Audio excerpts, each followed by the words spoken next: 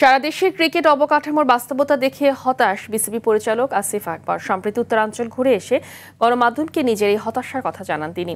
এমন অবস্থা চলতে থাকলে দেশে ক্রিকেটের উন্নতি সম্ভব নয় বলে মন্তব্য তার।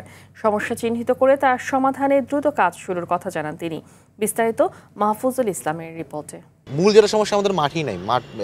একটা মাত্র মাঠই আমরা ফুটবল, ক্রিকেট, সরকারি প্রোগ্রাম, বেসরকারি প্রোগ্রাম, রাজনৈতিক প্রোগ্রাম, মেলা থেকে শুরু করে যে কোনো কিছু, ইভেন যদি সার্কাস আসে, যাত্রা আসে, সব কিছুই একটা মাঠে।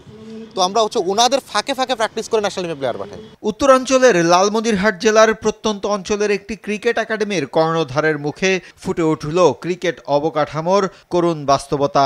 উত্তরাঞ্চলে সফরে গিয়ে ভঙ্গুর ক্রিকেট অবকাঠামো দেখে এসে হতাশ বিসিবি পরিচালক আসিফ আকবর। কোনো রকম কোনো ফ্যাসিলিটিস তো নাই, মাঠ তো বাদে দিলাম, একটা ন্যূনতম যে বল, ব্যাট, প্যাড, গ্লাভস। সারা দেশের অবস্থা প্রায় একই রকম, বিষয়টি ওপেন সিক্রেট। কিন্তু এভাবে চললে এগিয়ে চলা কঠিন, এমনটাই উঠে এলো বিসিবির গেম ডেভেলপমেন্টের প্রোগ্রাম কোঅর্ডিনেটর ও সাবেক অধিনায়ক হাবিবুল বাশার সুমনের কণ্ঠে।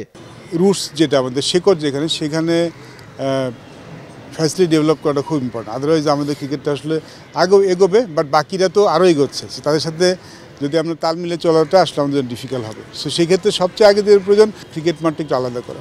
দ্রুতই বোর্ডের সংশ্লিষ্ট বিভাগগুলোকে পুরো চিত্র তুলে ধরে সমাধানের পথ খুঁজে বের করার কথা জানান আসিফ আকবর।